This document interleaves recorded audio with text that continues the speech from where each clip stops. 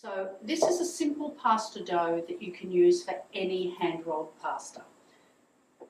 Baker's flour or strong flour, a good pinch of salt, and our water. Now we're going to add about half the water and then start mixing. And we'll probably need all of it, but it doesn't take much to make it too soft.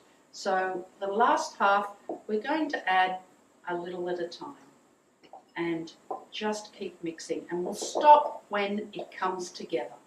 So if we need it all, well and good, and if we don't, that's fine too. But if we add it all too quickly, then we're going to have to add more flour, then it'll be too dry and we'll have to add more water, and so on and so on. It's amazing to think how the nonnas all over the world made this sort of thing without any measuring, just by eye and from experience. But I think for us, if we're novices to this, measuring is good. Look, there's just a little bit more there. I think a splash more. I'm not going to need it all, but just enough, yeah, just enough to get that last little bit mixed in. And then we're going to need to give it a good knead. So some flour on the work surface. That's stuck to my hands. We'll pop that there. We'll get this off our fingers. Again, this is really something you need to do with your hands. And it needs a good kneading because it's a firm dough and we're going to roll it out into thick little worms. So with the heel of your hand, pushing it away, pulling it back. Look, in hindsight, that probably could have had just a little bit less water, but that's okay because there's more flour going into it as we need it. And 5 minutes or so, good kneading.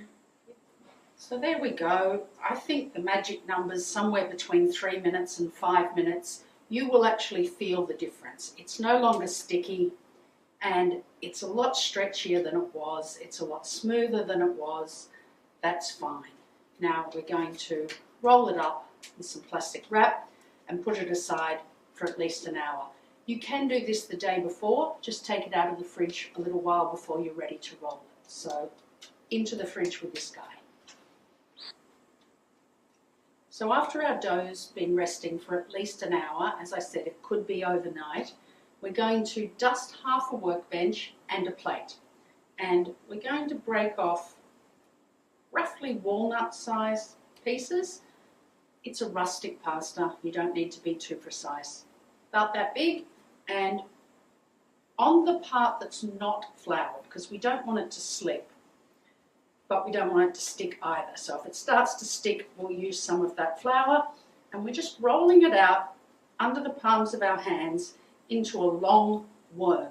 Now this Lombrichi pasta is often coloured with squid ink so that it looks even more worm-like. But for the dish that we're doing, I want to leave it white.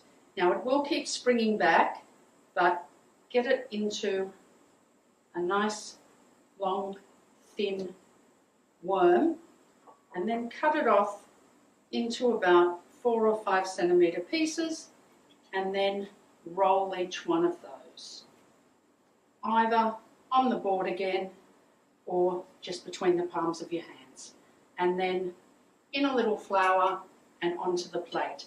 Now you do need to use quite a bit of flour or they will stick together.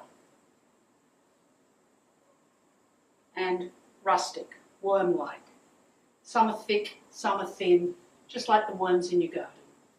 Now, rather than have them too crowded on the plate, because they will stick together, get a second plate if need be, and roll those worms into the flour